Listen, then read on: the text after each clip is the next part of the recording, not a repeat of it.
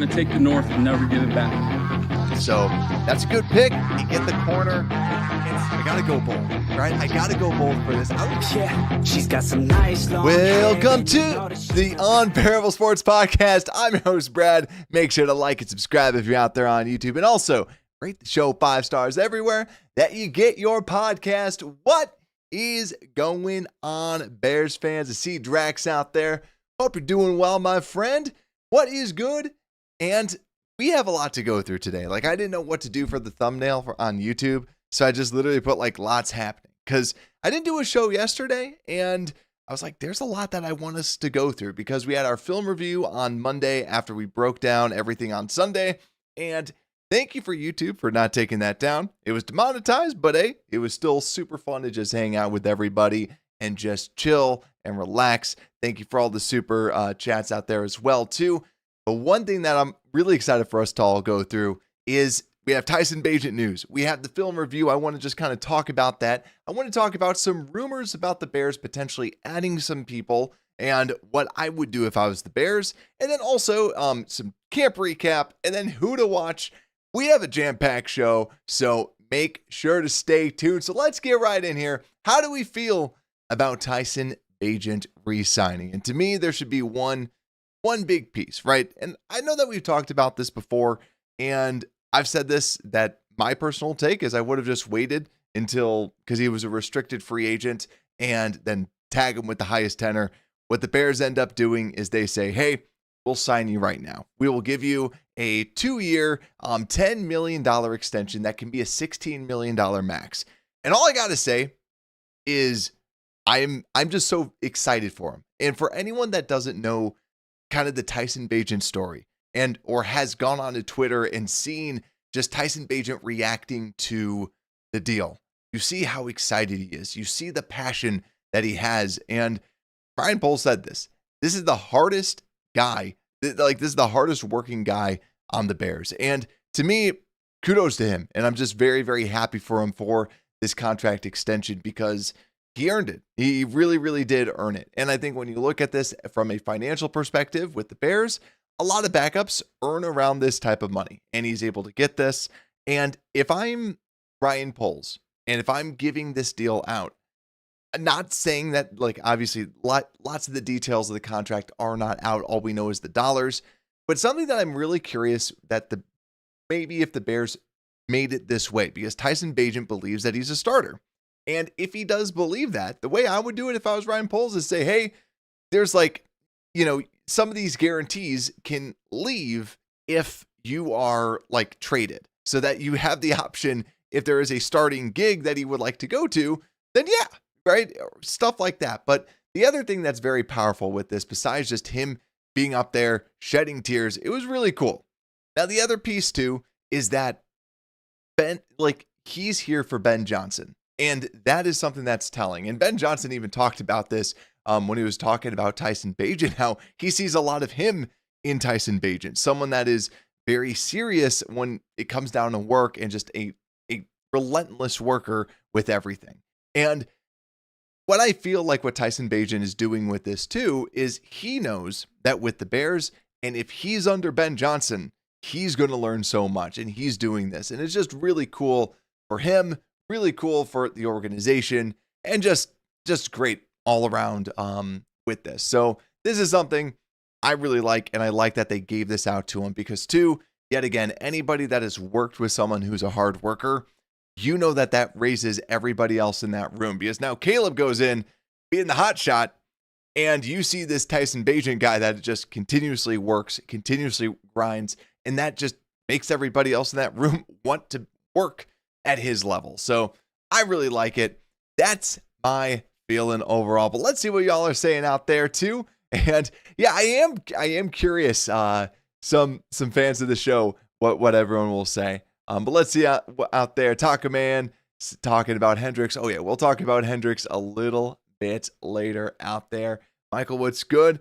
He said, feel good about them locking up QB2. I agree. I really do agree. And also, too, something that I haven't even mentioned about this, what I really like about Tyson Beagent is you also want a backup that plays a lot like your actual starter. And we talked about this with like Justin Fields. because Justin Fields running it a lot, when you have a backup that does not run, it really causes a lot of stress on the offensive coordinator because you have to have kind of two different systems, two different game plans based on your quarterback.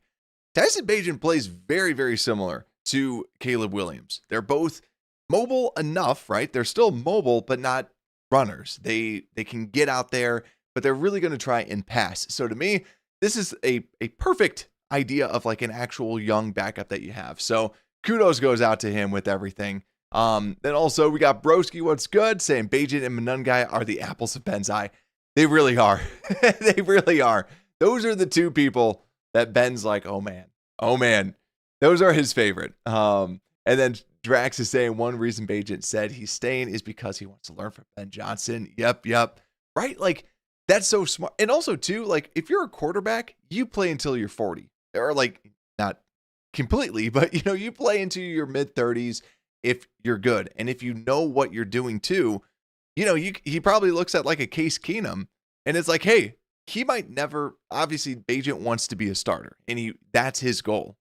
And if he can learn all this stuff, then he's going to be a better quarterback because of it. But if that doesn't work, he is learning underneath Ben Johnson, and he's got Case Keenum. He could be a long-term backup in Chicago, elsewhere. Like, he's really just proud of someone. I'm just really proud of this guy just because of what he's gone through and just everything. Like, it's really, really, really cool for him. And yeah, like, I love this. So also, let's go into, so that's the Tyson Beagent news that I wanted to kind of go through. But next, I want to talk about the film review. And I see a lot of y'all out there that was on the film review. So I know for you guys, this might just be a little bit of a recap. But for everyone out there in podcast land, especially the audio-only listeners, and also people that didn't have 3 hours to just hang out with us and just kind of want the quick and dirty version of what we saw on the film review. If I have a new depth chart up there from our lads, just so I can mentally remember some of the players. But overall, like when we were doing the film review with the offense, the starting offense just looked smooth. And there was a couple moments that I was in love with the play calls because there was actually actual purpose to the plays that were being called. Now, Ben Johnson talked about this, saying that there were a lot of the same plays that basically they used in Detroit for the preseason as well. So it's not like he's going crazy with what the specific plays are, but it's just these basic plays make sense. And something that I also really like that he did is we all saw like the Luther Burden block. But when you break down why they're doing that, not just on the goal line, but the fact that they have one extra person in the middle, and when you move over, like there's one other defender in the middle, and when you move over that wide receiver, now the one extra person that is free to kind of make the tackle is the outside corner, because the wide receiver is now coming in to hit, whether it be a safety, a linebacker, anything like that. So I really, really like some of these new play calls that he's got out there, and just everything made sense. And also, everyone wants to know about Braxton Jones and the left tackle situation and just kind of that overall. To me, Braxton Jones was solid. It was nothing bad. There was one miss that I remembered when I was initially watching it that came up. But besides that, he wasn't bad. And the run blocking, solid. Then trying to think of any other like kind of main pieces. Theo Benedict, I've really liked from the left tackle perspective, but it's Braxton Jones's job. I do not think that there's a competition really anymore. I think it's more so a competition between Karana Magaji and Theo Benedict rather than anything else. I think Braxton's the guy. So the other piece too, let me just kind of go through Ozzy Trapillo, just my overall take on him. I just keep him as a swing tackle, right? Focus on him as a swing tackle. And I think that that's the best option kind of moving forward. And then on the defense, nothing necessarily. I'm trying to think of anything that kind of really kind of popped out. They were just good. It was just a good defense overall. Dio Dengbo, seeing that, I didn't love Dio, but it was like 4 snaps, so there's really not a crazy amount that you can kind of take away. Billings was really good. Booker made some great plays when he was out there and healthy. Chris Williams, some pops in run defense actually, but nothing really from the pass rush perspective. Nothing else that I can really. Oh yeah, and defensive backs. That's right. So defensive backs, Nashawn Wright, or no, Nick McLeod. Nick McLeod was someone that I really liked. Slot and also in the slot and also outside. He was someone that did impress me when we were watching that. And then others from a receiver's perspective, Tyler Scott looked really good, blocked very, very well. Was really trying out there. So we'll talk about that a little bit more. And then also Luther Burden is really good at football, like just really good. So in case anyone wanted to know, he's very, very good at football. So that's it. But what's good, Ron? I see out there in the chat. See some other people out there too. Awesome. So let's get in here. Yeah, some Keenum jokes out there. Like I've always kind of said, I still feel like Keenum, and I remember when there was like the QB2 conversations, I'm like, there's not actually a QB battle. It's Bagent. It's going to be Bagent, and then Keenum is really there as the veteran, right? So to me, I still go with whether they're actually going to do this or not. I personally believe that they're going to put him on the practice squad, because if you're Case Keenum, you have to agree to be signed off the practice squad and go to wherever you're going. And I just think that Keenum's like, hey, I'll just chill here. So we'll see that. Let's go into the actual additions, the rumors that have been floating around about one Brian Robinson and others. So with Brian Robinson, the running back for the Washington Commanders, to me, this is something that has been bouncing around a little bit. And the biggest reason is because they have a lot of different running backs. And also Brian Robinson runs best under when the quarterback is under center. Does not do as well. Is not the greatest running back when you're in the shotgun. What offense likes to run under center a lot? Ben Johnson. And also, I forgot who it was. I'm sorry that I forgot on the All 22 review. I forgot who pointed out that Eric Bieniemy knows Brian Robinson. Brian Robinson when he was over with the Commanders. So this is something that could potentially happen because all signs point to the Commanders either want to trade him or cut him. So to me, if I'm the Bears, I wouldn't necessarily trade for him. I feel like if you're trying to get a 7th round pick or 6th round pick, maybe he's only got 1 year left on his contract. And I really don't Ryan Poles does this all the time. He trades one of those day 3 picks and gets a 1 year player. Chris Williams, he's on his 2nd year now, but we saw it with Darrell Taylor. We saw it with, Keenan Allen. He does a lot of these 1 year kind of rentals. Brian Robinson might be one of those. I would personally wait because it does seem like that there's the potential for a lot of these different running backs to be released. And then you can just pick and choose whichever running back that you want. So to me, I would wait. That is my take. If they trade a 7th for him, sure. It's a 7th round pick, and we know that Ryan Poles will trade back and get another 7th later on. But if it's like a 4th, no. But I do think that Brian Robinson does give you a lot of kind of what it feels like they might be missing with this, because it seems like they've been trying to look at some different running backs, but free agents, there's really just not a lot of good ones out there. But yet again, I would just preach patience. Other people too, and other rumors out there as well, are Micah Parsons, Trey Hendrickson, and all these from a Bears perspective are more of fans saying, hey, what if we trade for him? What if we trade for him? And do I think they would do it? No. Brad Biggs actually doubled down on this as well. And it's like, yeah, it's something that like we've talked about on the show. The Bears just don't have the money really to do it. Yes, they can technically move and push all the money out. But I've said this before, Ryan Poles has never done that before.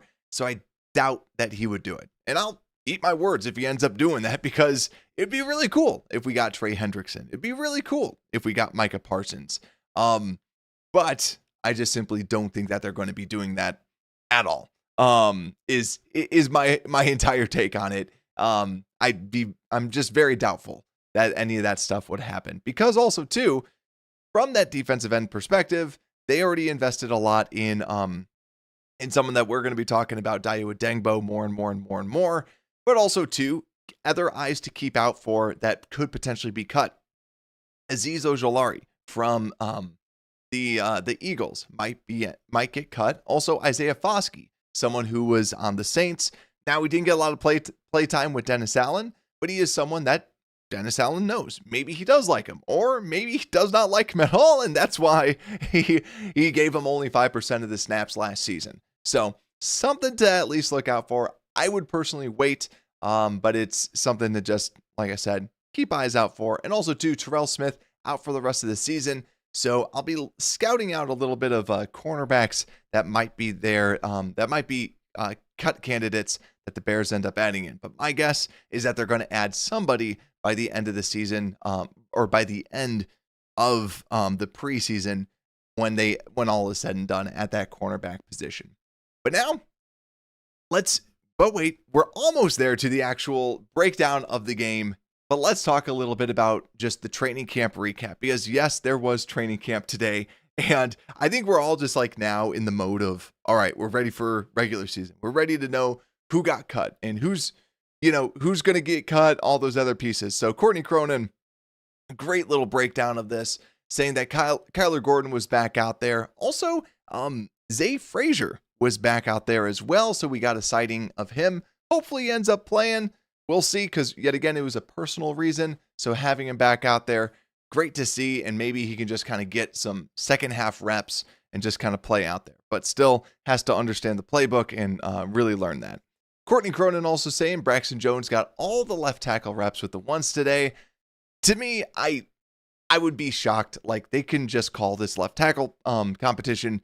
This is Braxton's job. It really is just him. So it's going to be Braxton's job moving forward. I would be shocked if anything else kind of pops up otherwise. Next, Olamide Zaccheaus continued to just be good at football. Other little potential injury news: Tremaine Edmonds left practice early, but also too, no Roschon Johnson, no Kyle Monangai, and no Travis Homer at the running back position. Like, dang. Right? I have nothing else to say with that. That's just like, dang. The other piece too is there was a potential Gervon Dexter injury. So it said it would appear Gervon Dexter avoided what looked like it could have been a serious right knee injury. Let's not have any more injuries. How about that? She said he was visibly upset when trainers were tending to him to get him up and off the ground, but was able to walk off on his own and did some light running before coming back one play with the twos during the team periods. And then also, first team offense was marred with pre-snap penalties after some cleaner practices as of late. So kind of going back to 2 delays a game, and one of which happened when Caleb Williams tried to change a play with 2 seconds left on the play call. You might not want to do that. So yeah, yet again, practices. We'll see what happens in the real game at all. So let's go through some of the questions out there, because like I said, camp, not too much going on with this now since we have like the preseason tape and other pieces like that. Let's see what y'all are saying out there. Yeah, defensive back depth is going to be thin next year. It's also going to be a little thin right now too. So, let's see. Oh, Track's saying, wondering if do practice squad players get Super Bowl rings? I want to say they do. I want to say they actually do. So, and let's see what else we got. Squeegee, and just going through any of the other questions. What other little pieces? Awesome. Cool. Did Turner practice? I don't know, actually. I know that Shamar Turner's coming back slowly but surely, but I don't know if he ended up making it back fully. So, yeah, but that's the overall camp stuff. Let's get into the actual game. So as we know, what is it? Friday, the Bears are going to be playing against the Kansas City Chiefs. And man, the starters are going to be out there. So what we'll do is we'll break down who to watch in this final preseason game, the starters, the backups, and also towards the end of the game, who to watch. Normally this game, the Bears have been using this for just all the scrubs, so to speak, to just kind of put them out there. No starters, nothing like that. We're going to have starters on starters. So That's what I'm pumped about. And also, Michael, I see that your Booker question. I haven't heard anything with Booker. I don't know if anyone can search that. I have not seen anything with Booker. So hopefully. Also, after the game, yes, I believe I will. I believe I will be live after the game. I think the hard part, too, is like every other Bears show is also live, too. So I'm like, maybe morning. But I think actually I will be probably at night. So because I have to coach in the next morning. So coach flag football. So it's fun times. But let's get into the starters to watch though for the Bears offense and defense. So when the starters are out there, to me, my whole feeling with this is that like enjoy it, right? We're going to enjoy Caleb Williams. We're going to enjoy, and hopefully things are good. And I didn't highlight Braxton Jones. So the highlights in green are the people that I'm looking out for. Because Braxton Jones, yeah, I'll probably keep an eye out, but I don't think it's like the battle that we were thinking that we were going to be getting or anything like that. It really does appear to be his job. So to me, I'm looking at running back. Is Swift out there? Is Roschon out there? Is Monangai out there? Because now we need running back depth. Because a position that it was like, oh man, they might keep Swift and Roschon, Monangai, and Travis Homer. Cool, we have our 4. But all of them seem to be banged up. All of them seem to be missing time. And that's not great. You know, when all those running backs are kind of missing time. That's why you see Royce Freeman coming in and just trying to get some snaps. And like I said before too, especially when we're talking about Brian Robinson and the potential of would the Bears actually want to bring him in? Because they're looking at, they looked at like a Jamal Williams, more of a bruiser type of a running back. And here's the thing as well. Kyle Monangai might be a bruiser. He might smack you in the face. But something that you also see is that he's not necessarily like I'm going to run you over like a Roschon Johnson and kind of like pure power that necessarily like a Brian Robinson kind of has as well. So maybe they'll think about just the different styles of running backs. But to me, I'm looking at DeAndre Swift, Roschon Johnson, Kyle Monangai, who's out there on offense. And then I'm going over to the defensive side of the football where I'm looking at the defensive ends. That's my big takeaway, especially with these starters. Dayo Odeyingbo, Montez Sweat, continue to just see that, right? I still have big concerns about that. And since your defensive backs, your corners are really getting banged up, that's where, before it's like, oh, well, we have our cornerbacks. We have our defensive backs. They're going to be doing good coverage. It's like, yeah, I know that we have good D tackles, but those defensive ends still have major questions on them. So I'm looking for anytime that number 55, Dayo Odeyingbo's out there, I'm watching because show me that you were worth that money that should be Trey Hendrickson's right now, right? Because I know all of us, when we're looking at the trades, we're like, oh man, Trey Hendrickson. But it's like, yeah, that's why you don't just spend money for the sake of spending money, right? Prove me wrong, Dayo Odeyingbo. Show me what we have not seen on tape. So please, let's see what else is out there. So that's what I have for the starters. But let's see what y'all are saying out there. Broski saying he wants to see Stromberg. Stromberg would be good just to see, because we haven't even seen like Doug Kramer really at all. So, and I mean, right now, Ryan Bates kind of penciled in. He's been getting a lot of those number 2 center reps. Newman is kind of like the switch guard. It seems like they're going to kind of be out there. Bill Murray, totally forgot about him. One thing too, just want to call this out. Bill Murray's like 28 years old. So it's only like his second year in the league, but he was just an older freshman. Thanks to all the COVID rules and stuff like that. So older freshman or older rookie, even though that he's in his only second year. But yeah, like, and also I should clarify the Monangai stuff. So he will smack someone like in an angry run style, but like if he's inside of a pile and like you have to push forward, that's what I'm talking about. Like Roschon, it seemed like they really like him for like goal lines because big guy, churn the legs, go forward, right? Like if you're in a pile. But with Monangai, he's going to try and just smack you out there. So let's see out here. Nice. And let's go over to the backups then, because let's flip on over and talk a little bit about the backups that we need to keep an eye out for, because I have a good handful. On the offense, some of the backups I'm looking out for, Luther Burden, because he's fun to watch. Then I'm also looking at Theo Benedict, because Theo Benedict, left tackle, we'll break this down. There is a competition, like I said, Theo Benedict versus Karan Amagaji. Karan, former third round pick that you might not be able to stash on a practice squad. But also, Theo Benedict, if he keeps showing you good film, you probably can't stash on a practice squad either. So the Bears are going to have a really big time decision, because everything that I've heard, I have not heard Karan Amagaji taking guard reps or anything like that. And would you really want to keep 5 tackles on this roster? That's a lot.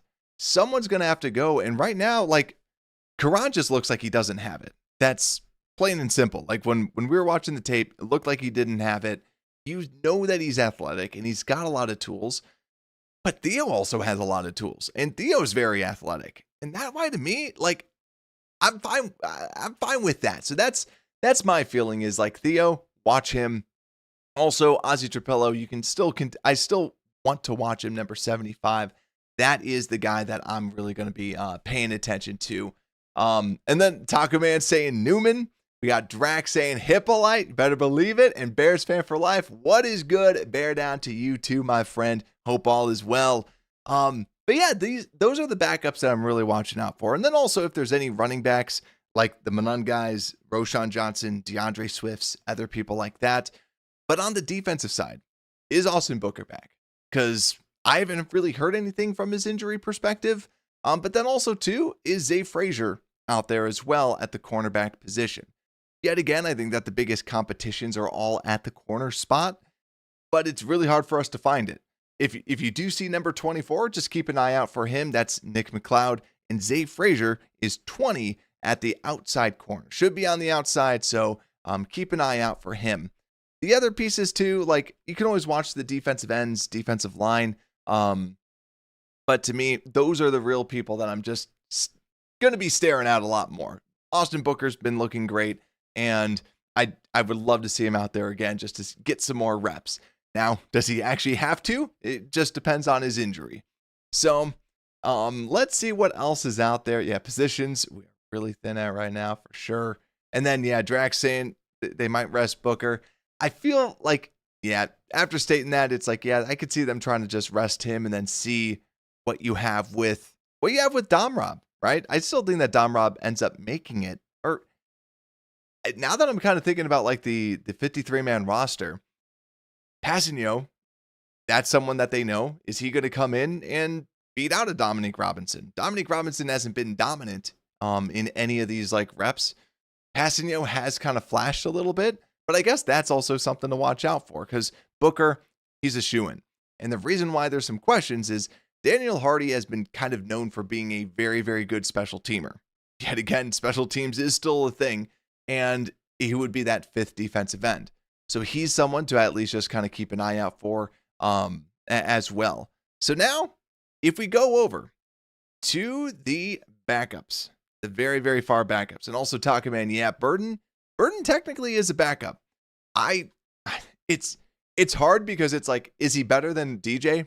No. Is he better than Rome? No. But right now, Caleb has more trust with like Olamide Zaccheaus. So especially with a wide receiver, it's all about that trust. So I think that's why he's going to kind of stay as a backup. Would love to see him. And actually, I'd love to see him with some punt returns. That would be great. The other pieces too. So the very, very far end backups, the end of the game backups, already kind of talked about this. Look at that left tackle competition.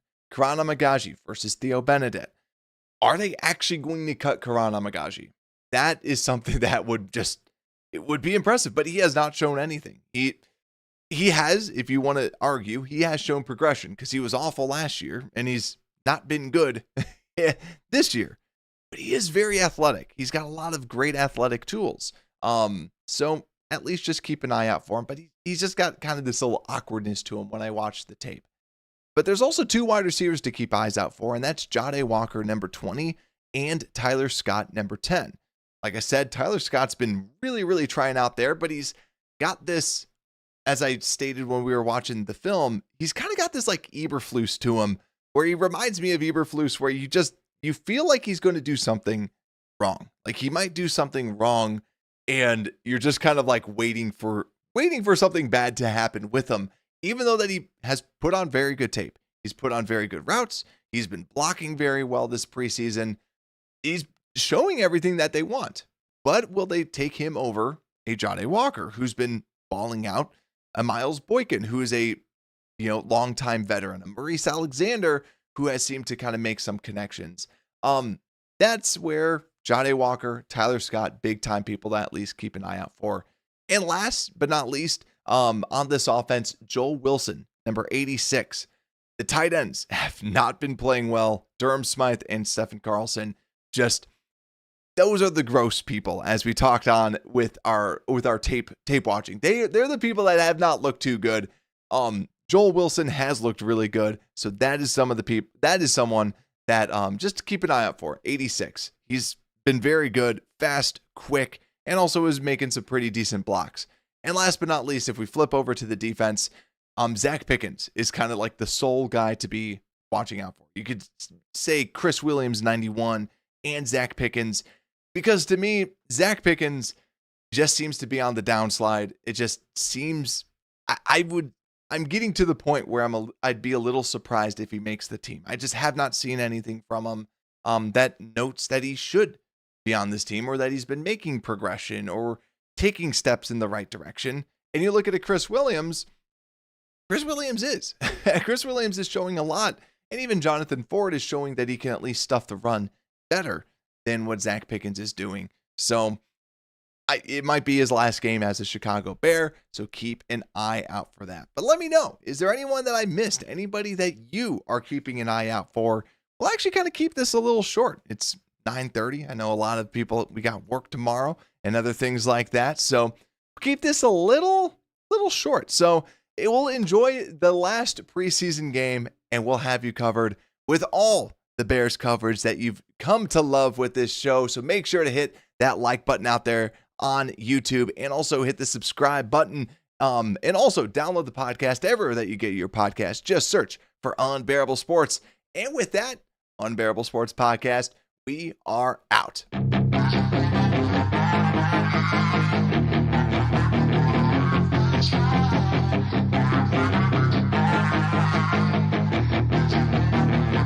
Yeah, she's got some nice long hair and